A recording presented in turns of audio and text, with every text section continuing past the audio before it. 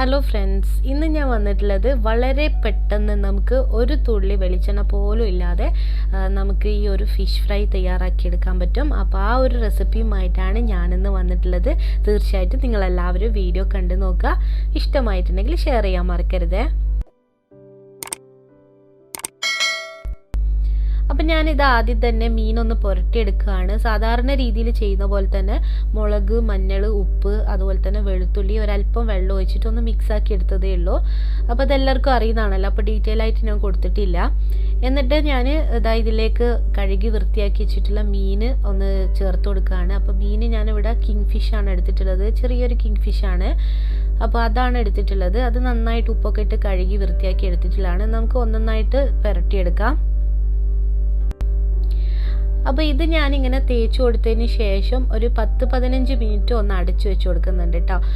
നന്നായിട്ട് മീനിലേക്ക് മസാല ഒക്കെ ഇറങ്ങി വരും. അപ്പോൾ അതുകൊണ്ട് നമ്മളൊരു 15 മിനിറ്റ് കഴിഞ്ഞിട്ട് മാത്രം പൊരിച്ചെടുക്കാം. ഇനിയാണ് നമുക്കിതിലേക്കുള്ള മെയിൻ ഇൻഗ്രീഡിയൻ്റ് എടുക്കേണ്ടത്, തേങ്ങാപ്പാൽ. അപ്പോൾ അതിന് വേണ്ടിയിട്ട് ഒരു മുറി തേങ്ങ എടുത്തിട്ടുണ്ട്. അത് നമുക്ക് നന്നായിട്ട് അരച്ച് തേങ്ങാപ്പാലാക്കിയിട്ടെടുക്കാം. അപ്പോൾ ഇത് നല്ല കട്ടിയിൽ തന്നെ തേങ്ങാപ്പാൽ പിഴിഞ്ഞെടുക്കണം. ഇനി നമുക്ക് ഒരു പാൻ വെച്ച് കൊടുക്കാം. അതിലേക്ക് ഒരു 1/2 കപ്പ് തേങ്ങാപ്പാൽ ഒഴിച്ചു കൊടുക്കാം.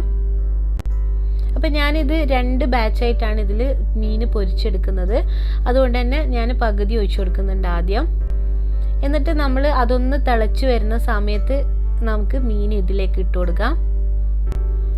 അപ്പോൾ ഈ ഒരു തേങ്ങാപ്പാൽ ഇങ്ങനെ വറ്റി വരുന്ന സമയത്ത് അതിങ്ങനെ എന്താ പറയുക, അതിൽ നിന്ന് ഇങ്ങനെ വെളിച്ചെണ്ണ ഇങ്ങനെ ഇറങ്ങി വരും. ആ ഒരു വെളിച്ചെണ്ണയിൽ, അതായത് ആ ഒരു തേങ്ങാപ്പാൽ ഇങ്ങനെ വറ്റി വരുന്ന ഒരു സമയത്ത് ഉണ്ടാകുന്ന വെളിച്ചെണ്ണയിലാണ് നമ്മൾ ഈ മീൻ പൊരിച്ചെടുക്കാൻ പോകുന്നത്. അപ്പോൾ അതിങ്ങനെ ആ ഒരു സമയമാകുമ്പോഴേക്കും ഏകദേശം മീനൊക്കെ ഫ്രൈ ആയി വന്നിട്ടുണ്ടാവും. അത് നിങ്ങൾക്ക് കാണാൻ പറ്റും. ഈ ഒരു രീതിയിലാണ് നല്ല എളുപ്പത്തിൽ നമുക്ക് ഒരു തുള്ളി പോലും വെളിച്ചെണ്ണ ഇല്ലാതെ ഈ ഒരു തേങ്ങാപ്പാലിൽ തന്നെ നമുക്ക് ഫ്രൈ ചെയ്തെടുക്കാവുന്നതേ ഉള്ളൂ. ഇതിലേക്ക് ഞാൻ ഒരല്പം കറിവേപ്പിലയും അതുപോലെ തന്നെ ഒരു 1/2 ടേബിൾ സ്പൂണോളം വെളുത്തുള്ളി ചതക്കിയതും ചേർത്ത് കൊടുക്കുന്നുണ്ട്. നല്ലൊരു ടേസ്റ്റ് ആയിരിക്കും നമ്മൾ ഈ ഒരു സമയത്തിലേക്ക് ചേർത്ത് കൊടുക്കുമ്പോൾ. പിന്നെ ഈ ഒരു റെസിപ്പി ഉണ്ടല്ലോ, ഓയിലി ഫുഡ് ഇഷ്ടമില്ലാത്തവർക്ക് തീർച്ചയായിട്ടും ഇഷ്ടപ്പെടുന്ന ഒരു റെസിപ്പിയാണ്. അങ്ങനെയുള്ളവരൊക്കെ ഇത് നല്ല കൊതിയോടെ തന്നെ കഴിക്കും. നമ്മളെ വീട്ടിലൊക്കെ അങ്ങനെയുള്ളവരുണ്ടെന്നുണ്ടെങ്കിൽ ഒന്ന് ഇതുപോലൊക്കെ ഒന്ന് ചെയ്ത് കൊടുക്കുക. അപ്പോൾ ഇതാ ഒരു ഭാഗം ഏകദേശം ഇങ്ങനെ ഫ്രൈ ആയി വന്നിട്ടുണ്ട്.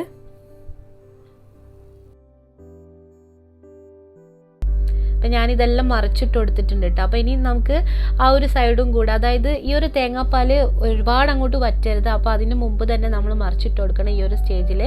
എന്നിട്ടാണ് നമ്മൾ ഇത് ഫ്രൈ ചെയ്തെടുക്കേണ്ടത്. അപ്പോൾ ഇതാ കണ്ടില്ലേ, ഏകദേശം ഇത് റെഡിയായി വന്നിട്ടുണ്ട്. ഇനി നമുക്ക് ഒരു പ്രാവശ്യം കൂടെ തിരിച്ചു മറിച്ച് വന്ന് അങ്ങ് ഇട്ട് കൊടുക്കണം. അപ്പോഴേക്ക് കറക്റ്റ് ആയിട്ടുണ്ടാകും. നമ്മൾ സാധാരണ വെളിച്ചെണ്ണയിൽ എങ്ങനെയാണോ പൊരിച്ചെടുക്കുന്ന ആ ഒരു രീതിയിൽ തന്നെയാവും. തീർച്ചയായിട്ടും ഒന്ന് ട്രൈ ചെയ്ത് നോക്കണം. അപ്പോൾ ഇതാ കണ്ടില്ലേ, ലാസ്റ്റ് സ്റ്റേജിൽ ഈ ഒരു രീതിയിലാണ് ഉണ്ടാവുക. ഒന്ന് തീർച്ചയായിട്ടും ഒന്ന് ട്രൈ ചെയ്ത് നോക്കണം. ഈ ഒരു റെസിപ്പി എന്ന് പറയുന്നത് പലർക്കും അറിയാവുന്നതായിരിക്കും, എന്നാലും അറിയാത്തവരൊക്കെ ഉണ്ടാവുമല്ലോ. അതുകൊണ്ട് തന്നെയാണ് ഈ ഒരു വീഡിയോ ചെയ്തിട്ടുള്ളത്. തീർച്ചയായിട്ടും ഈ ഒരു രീതിയിൽ തന്നെ ചെയ്ത് നോക്കുക. നല്ല ടേസ്റ്റാണ്, ഒരു വ്യത്യാസവും ഇല്ല. നമ്മൾ വെളിച്ചെണ്ണയിൽ ചെയ്യുന്നത് പോലെ തന്നെ ആ ഒരു ടേസ്റ്റിൽ തന്നെ നമുക്ക് ഈ ഒരു തേങ്ങാപ്പാൽ ചെയ്യുമ്പോൾ കിട്ടുന്നുണ്ട്. അപ്പോൾ ഒരു പ്രാവശ്യമെങ്കിലും ഒന്ന് ട്രൈ ചെയ്ത് നോക്കുക. അപ്പോൾ ഫിഷൊക്കെ ഏകദേശം ഫ്രൈ ആയി വന്നിട്ടുണ്ട്. ഇതേപോലെ തന്നെ നമുക്ക് ബാക്കിയുള്ളതും ഫ്രൈ ചെയ്തെടുക്കാം. അപ്പോൾ അത് ഞാൻ കാണിക്കുന്നില്ല. തീർച്ചയായിട്ടും ഇത് നിങ്ങളെല്ലാവർക്കും ഷെയർ ചെയ്ത് കൊടുക്കണം. അതുപോലെ തന്നെ ലൈക്ക് ചെയ്യാനും സബ്സ്ക്രൈബ് ചെയ്യാത്തവരുണ്ടെന്നുണ്ടെങ്കിൽ ഒന്ന് സബ്സ്ക്രൈബ് ചെയ്യാനൊന്നും മറക്കരുത്. തീർച്ചയായിട്ടും നമുക്കിനി നല്ലൊരു റെസിപ്പിയുമായിട്ട് പെട്ടെന്ന് തന്നെ കാണാം. താങ്ക്